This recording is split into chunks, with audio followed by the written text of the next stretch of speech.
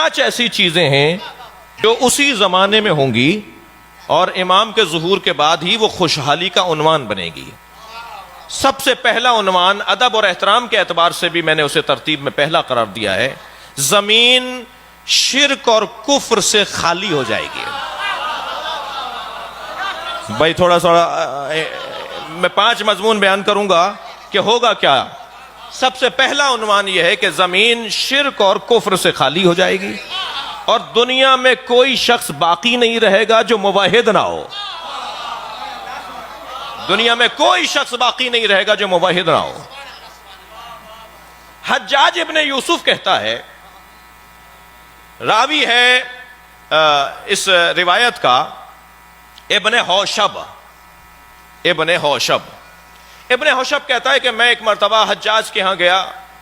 ظاہراً یہ متمول انسان ہے، حیثیت والا، مالی دنیاوی طور پر، اور ایسے لوگوں کو خاص مقام دیا جاتا تھا درباروں میں، ان کا خیال رکھا جاتا تھا. ان سے بات کرتے وقت بادشاہ بھی تھوڑی دیر کے لیے ان کی رعایت کرتا تھا، ان کی مراعات کرتا تھا. تو ابن حوشب کہتا ہے میں دربار میں پہنچا تو مجھے حجاج نے کہا کہ تم بڑی علمی اور قرآن کی تفسیر اور تعویل سے متعلق معلومات رکھتے ہو. ایک آیت نے مجھے تھکا ڈالا. کون کہہ رہا ہے؟ حجاج ابن یوسف کہہ رہا ہے ایک آیت نے مجھے تھکا ڈالا، مجھے اس کا حل نہیں مل رہا، مجھے اس کا جواب نہیں مل رہا. تو ابن حوشب نے کہا وہ کون سی آیت ہے؟ کہنے لگا وہ سورہ مبارکہ نساء کی 159ویں آیت ہے کہ جس میں اللہ ارشاد فرما رہا ہے، صلوات پڑھ لیں ذرا محمد وآلہ. آ جائیے آگے آ جائیے ذرا. اللہ ارشاد فرما رہا ہے ان من اہل الکتاب الا لیؤمنن بہ قبل موتہ ویوم القیامہ ویکون علیہم شہیدا. کوئی بھی اہل کتاب میں سے ایک فرد بھی باقی نہیں رہے گا جو اپنے مرنے سے پہلے اس پر ایمان نہ لائے اور عیسیٰ ان کے ایمان لانے کی گواہی نہ دے. توجہ چاہوں گا عزیزان کرام. وہ کہتا ہے کہ مجھے اس آیت نے مار ڈالا، میں پریشان ہوں. یہ لاکھوں کروڑوں تعداد میں اہل کتاب یعنی یہود و نصارہ موجود ہیں اور مر رہے ہیں اور یہ دنیا سے جا رہے ہیں، یہ تو ایمان نہیں لے کر آ رہے. تو میرا دل کرتا ہے کہ ان کے گلے کاٹ دوں. قیامت سے پہلے، اپنے مرنے سے پہلے یہ مگر نہیں ہوگے کوئی اہل کتاب، قیامت سے پہلے نہیں ہوگا کوئی اہل کتاب یعنی نصارہ اور یہود و نصارہ، مگر یہ کہ وہ ایمان لے آئیں بہی کسی کے اوپر. اب کہنے لگا اس سے مراد قرآن ہے، اللہ مراد ہے کسی پر، اور پھر عیسیٰ آ کر ان کی ایمان کی گواہی دیں. تو ابن حوشب نے کہا اس میں پریشانی کی کوئی بات نہیں ہے. یہ آیہ کریمہ آخری زمانے میں ظاہر ہونے والے مہدی کے بارے میں ہے اور یہود و نصارہ سب امام مہدی پر ایمان لے کر آئیں گے اور حضرت عیسیٰ ان کے ایمان کی گواہی دیں گے. دنیا میں کوئی غیر موحد نہیں رہے گا، دنیا میں کوئی مشرک نہیں رہے گا. تو ایک مرتبہ بیٹھا ہوا تھا، ذرا سنبھل کر بیٹھا اور کہنے لگا ابن حوشب یہ کہاں سے لے کر آئے ہو بات؟ یہ نئی بات کہاں سے لے کر آئے ہو کہ آخری زمانے میں مہدی پر عیسائی بھی اور یہودی بھی سب ایمان لے آئیں گے اور ان کے ایمان کی گواہی حضرت عیسیٰ دیں گے؟ یہ کہاں سے لائے ہو بات؟ اس آیت کی تفسیر کہاں سے لے کر آئے ہو؟ تو کہنے لگے کہ میں علی ابن محمد سے سن کر آ رہا ہوں، یعنی امام زین العابدین سے. تو بے ساختہ کہنے لگا تم نے میٹھے چشمے سے پانی پیا ہے. تم سچ کہہ رہے ہو کہ یہ آیت اس کے علاوہ کوئی اور حل نہیں ہے اس کا، کہ یہود و نصارہ میں کوئی شخص نہیں ہوگا قیامت سے پہلے جو اس پر ایمان نہ لائے. یعنی ساری یہ دنیا، پہلا نتیجہ خوشحالی کا، ساری یہ کائنات موحد ہو جائے گی، کوئی مشرک نہیں رہے گا. اب اس منظر کے لیے امام جعفر صادق نے کیا فرمایا؟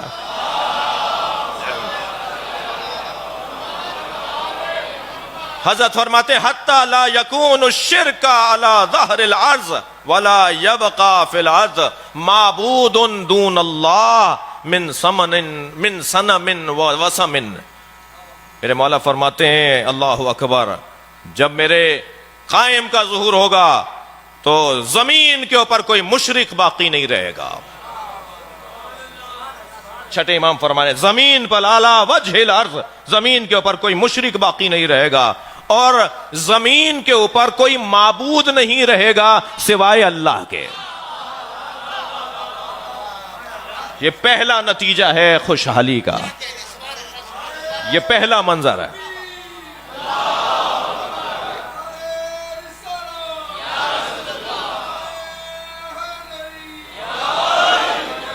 ہو جائے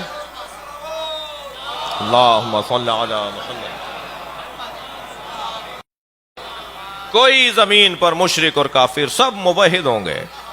اور پھر بے ساختہ ابن حوشب نے کہا حجاج ابن یوسف کو جواب دیتے ہوئے کہ یہ جو قرآن نے کہا ہے نا لِیُظْهِرَهُ عَلَى الدِّینِ كُلِّهِ، نبی کا دین تمام ادیان پر غالب آ جائے گا، یہ وہی منظر ہوگا جب مہدی ظہور کریں گے اور دنیا کا ہر عیسائی اور یہودی سب ان کی بیعت کرے گا۔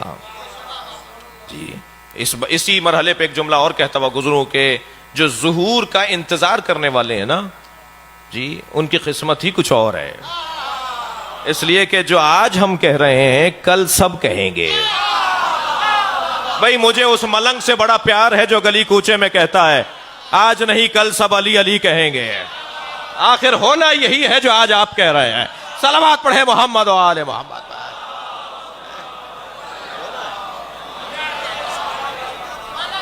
پہلا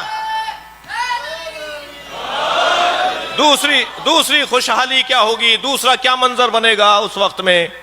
حضرت فرمانے قال صادق، میرے مولا صادق کا فرمان ہے رفع التقیۃ عند قیام القائم وینتقم من عدو اللہ، جب میرا قائم قیام کرے گا تو تقیہ اٹھا لیا جائے گا۔ اچھا اس کا مطلب یہ ہے کہ ابھی تقیہ ہے، یہ کوئی نہ کہے کہ تقیہ کا دور نہیں رہا۔ تقیہ کے دور کو صرف ظہور کا دور کہا جاتا ہے، تقیہ اٹھنے کے دور صرف ظہور کا دور ہے۔ یہ آج کا بعض اوقات ہمارے بچے کہہ رہے ہوتے ہیں آج تقیہ کا دور نہیں ہے۔ کون کہہ رہا ہے یہ تقیہ کا دور نہیں ہے؟ جی اپنی پسند سے تو ہم دین نہیں چلائیں گے بھائی، اپنی پسند کو تو ویسے دین کہتے بھی نہیں ہے، دین تو اللہ کی پسند کو کہا جاتا ہے۔ جی تقیہ اس دور کے اندر جی اچھا بحث تقیہ کی نہیں ہے، لیکن صرف ایک جملہ کہتا ہوا گزر رہا ہوں۔ تقیہ اہل دقت بیٹھے ہیں، اہل ادب بیٹھے ہوئے ہیں، الفاظ پر غور اور توجہ دینے والے تشریف فرما ہیں جی۔ تقیہ استعداد مخاطب کا موضوع نہیں ہے کہ میں ڈر رہا ہوں اس لیے نہیں بول رہا، موضوع ہی نہیں ہے مخاطب کا۔ تقیہ استعداد مخاطب کا موضوع ہے، سامنے والا اس قابل نہیں ہے کہ حق بات بتائی جائے، اسے تقیہ کہا جاتا ہے۔ صلوات پڑھیں محمد و آل محمد پر۔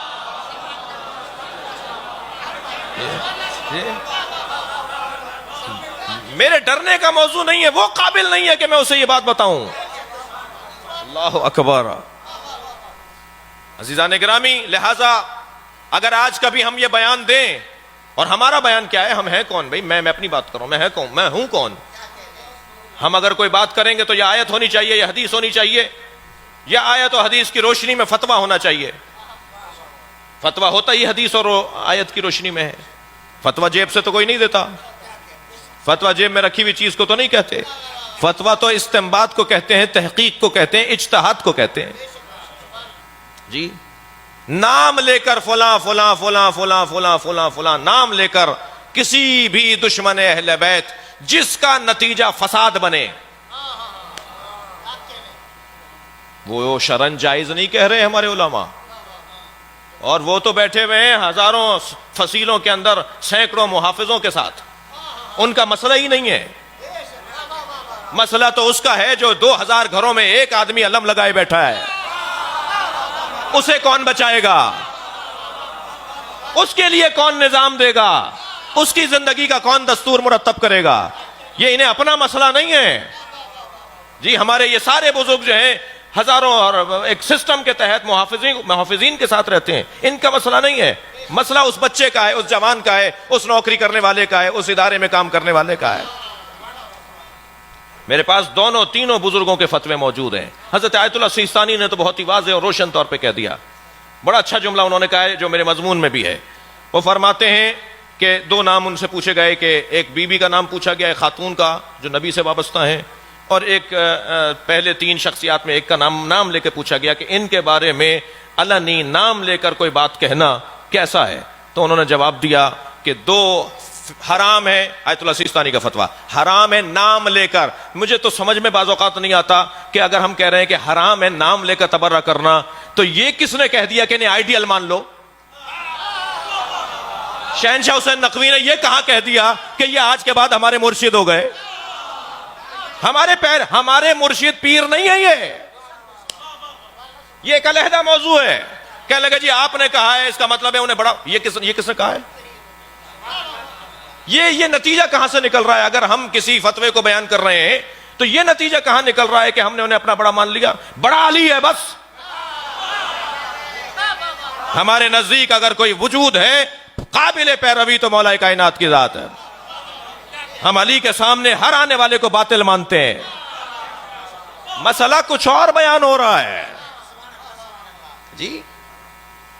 تو حضرت آیت اللہ سیستانی 2 ناموں کے پر فرماتے ہیں، کیونکہ ان سے پوچھے ہی 2 نام گئے. انہوں نے کہا حرام ہے ان کا نام لے کر ان کے بارے میں کوئی بات کرنا. حتی قام القائم. بھائی میں اپنے مضمون میں ہوں. جو آیت اللہ سیستانی کے فتوے کا حصہ ہے نا، فرماتے ہیں کچھ مت کہو جب تک کہ قائم نہ آ جائے. صلوات پڑھے محمد و آل محمد پر.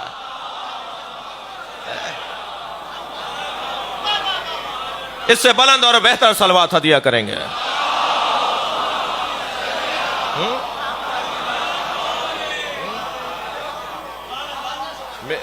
میرے مولا صادق فرمانے تقیہ اس وقت اٹھا لیا جائے گا جب حضرت آ جائیں گے، تب تو حضرت بتائیں گے نا ہمیں کیا کرنا ہے. اور بہت واضح ہے کہ ہمیں حضرت کیا بتائیں گے. بہت واضح ہے اس باب میں، جس باب میں عرض کر رہا ہوں. تقیہ اٹھ جائے گا. وہ بات جو آج ہم نہیں کر پا رہے جی وہ ہم کریں گے. یہ دوسرا نتیجہ ہے حضرت کے ظہور کا، ماحول کی تبدیلی کا. آج گھٹے ہوئے ہیں نا، آج گھٹے ہوئے ہیں بہت سارے ماحول میں. ہم گھٹے ہوئے ماحول میں ہیں. وہ گھٹے ہوئے خوشحالی تو گھٹے ہوئے ماحول کو نہیں کہتے، گھٹن سے نکلنے کو خوشحالی کہتے ہیں نا. جب حضرت آئیں گے تو گھٹن سے نکل جائیں گے. یہ دوسرا نتیجہ ہے. اور تیسرا نتیجہ سنیں، فرماتے ہیں کہ عقل، وہ عقل نظری ہو یا عقل عملی ہو. عقل کی 2 قسمیں ہیں، ایک عقل عملی ہے، ایک عقل نظری ہے. اچھی رائے دینا، عقل مندانہ بات کرنا، یہ عقل نظری ہے. اور اچھا قدم اٹھانا یہ عقل فعلی اور عملی ہے. کوئی ایک اچھا قدم اٹھائے، اس کے قدم اٹھانے پر لوگ تعریف کریں، یا وہ ماحول کے لیے اور وہ ضرورت کا حصہ ہو، تو کہا جائے گا یہ عقل عملی والا شخص ہے جی، عقل عملی والا شخص ہے. اور عقل نظری، اچھا خیال، اچھے تصور. عقل عملی ہو یا نظری ہو، عقل کی کیفیت کیا ہو جائے گی؟ حضرت فرما رہے ہیں کہ یہ ایسے کمال پر پہنچے گی کہ تاریخ بشریت میں اتنی عقل نے کام کیا ہی نہیں ہوگا. 3 یا 4% عقل اگر استعمال ہو تو ارسطو بنتا ہے، سقراط بنتا ہے، ملا ہادی سبزواری بنتے ہیں، بڑے بڑے نابغہ روزگار بنتے ہیں. جب وہ 4% اپنی عقل کو استعمال کر رہے ہوں، جب حضور ظہور فرمائیں گے تو 100% عقل کام کرے گی. 100% عقل کام کرے گی. خوشحالی کا عالم یہ ہوگا. اب وہ حدیث کا جملہ دیکھیں جو امام فرما رہے ہیں. فرماتے ہیں اذا قام قائمنا اذهب الله عن شيعتنا الآهة وجعل قلوبهم كدبر الحديد وجعل قوة الرجل منهم قوة 40 رجلا ويكونون حكام عرض. جب ہمارا قیام کرے گا تو ہمارے شیعوں میں 4 صفتیں ایجاد ہو جائیں گی. 4 یہ بات کروں میں. جب حضرت ظہور فرمائیں گے، سرکار فرما رہے ہیں ہمارے شیعوں میں پھر 4 صفتیں ایجاد ہو جائیں گی. سب سے پہلی صفت ہمارے شیعوں میں یہ ایجاد ہوگی کہ ہمارے شیعوں میں کوئی غیر عاقل نہیں رہے گا. کوئی نہیں رہے گا جس کی عقل کام نہ کرتی ہو، جو عقل مند نہ ہو، جو ذہین نہ ہو، جو ہوشیار نہ ہو. سب سے پہلی صفت ہمارے شیعوں میں یہ آئے گی. فرماتے ہیں وَجَعَلَ قُلُوبَهُمْ كَدُبُرِ الْحَدِيدِ. اور دوسری صفت ہمارے شیعوں میں یہ آئے گی کہ ان کے جو دل ہیں نا وہ لوہے کی طرح سخت ہو جائیں گے, کسی سے ڈریں گے نہیں. جرت پیدا ہو جائے گی ان کے اندر ایک خاص توانائی ایجاد ہو جائے گی. وَجَعَلَ قُوَّةَ الرَّجُلِ مِنْهُمْ قُوَّةَ 40 رِجَالًا. 40 مردوں والی طاقت ایک مرد میں آ جائے گی. خوشحالی دیکھ رہے ہیں نا آپ جی. 40 انسانوں والی توانائی, 40 انسانوں والی قوت ایک شخص میں آ جائے گی. وَيَكُونُونَ حُكَّامُ الْأَرْضِ. اور یہ ہمارے شیعہ پوری زمین پر حکومت کریں گے. ساری زمین ان کی ہوگی, پھر یہ پوری زمین پر حکومت کریں گے. یہ تیسرا نتیجہ ہے اس خوشحالی کا, یہ تیسرا منظر ہے اس خوشحالی کا. چوتھا سنیں گے عزیزان گرامی, صنعت اور ٹیکنالوجی اور جدت اپنا ماضی بھلا بیٹھے گی. اتنی جدت ہو جائے گی کہ حضرت فرما رہے ہیں, اب حضرت کے جملے میں سنا دیتا ہوں حضرت کیا فرما رہے ہیں. حضرت فرما رہے ہیں اِنَّا قَائِمَنَا اِذَا قَامَ. جب ہمارا قائم قیام کرے گا, آئے گا, مد اللہ شیعتنا, اللہ ہمارے شیعوں کو وہ توانائی عطا کرے گا. فی اسمائہم, ان کی سماعت میں, فی ابصارہم, ان کی آنکھوں میں, ان کی آنکھوں میں وہ توانائی عطا کرے گا. حتی لا یکون بینہم و بین القائم, یہاں تک کہ ان کے اور قائم کے درمیان کوئی نہیں ہوگا واسطہ بننے والا, مگر وہ دنیا کے اس کونے میں بیٹھے ہوئے قائم کو دیکھ رہے ہوں گے, اور قائم جب ان سے بات کرے گا تو قائم کی بات کو وہ سنیں گے. صلوات پڑھیں محمد و آل محمد. جی جی. حضرت فرماتے ہیں شہر اتنے وسیع ہو جائیں گے کہ نماز جمعہ میں شرکت کرنے کے لیے تیز رفتار گاڑیاں بھی کند پڑ جائیں گی. جب لوگ نکلیں گے کہ ہمیں جمعے میں پہنچنا ہے, جمعے کا کتنا فاصلہ ہے جی, اتنے کم فاصلے شہروں کی وسعت کی وجہ سے, شہروں کی جدت کی وجہ سے تیز رفتار گاڑیاں بھی انہیں جمعے میں پہنچانے میں تاخیر کر رہی ہوں گی. فرمایا زمین کا کوئی ارض سہلا نہیں ہوگا. ارض صخرہ ہوتا ہے پکی زمین, کچی زمین کو ارض سہلا کہتے ہیں. صخرہ والی زمین یعنی جس پہ پتھر لگا ہوا ہے, پکی زمین, اور سہلا یعنی کچی زمین. فرما رہے کوئی زمین ارض سہلا نہیں ہوگی دنیا کے اندر کہ جہاں ہریالی نہ ہو. کثرت سے بارشیں برسیں گی. صلوات پڑھیں محمد و آل محمد. جی, کثرت سے بارشیں برسیں گی, کوئی زمین مردہ نہیں رہے گی, کوئی زمین بنجر نہیں رہے گی. ہریالی اور سبزہ ہر جگہ پر دکھائی دے گا. حضرت فرما رہے ہیں کہ لوگ دشواریوں سے نجات پا جائیں گے, لوگ آسانیوں میں زندگی گزاریں گے, اور کیفیت یہ ہوگی کہ خوشحالی ان پر حاکم ہوگی. کوئی بیمار اپنی بیماری کو رفع کرنے کے لیے دوا کا محتاج نہیں ہوگا, بلکہ صورت قائم کی دیدار کا محتاج ہوگا.